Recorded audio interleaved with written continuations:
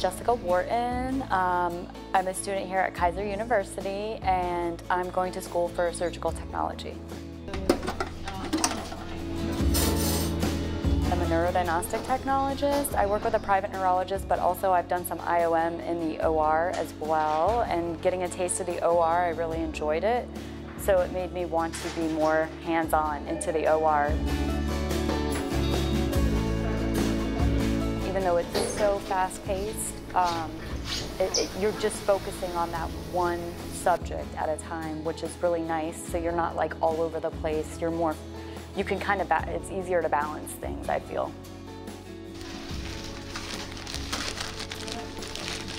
He's in school, I'm in school. I still have to do his homework. It's just finding that balance, which sometimes can be difficult, but you do what you gotta do. It is a great program. It's fast-paced. It focuses on exactly what you need. The teachers they just tell you exactly what you need to know. Put your mind to it and do it.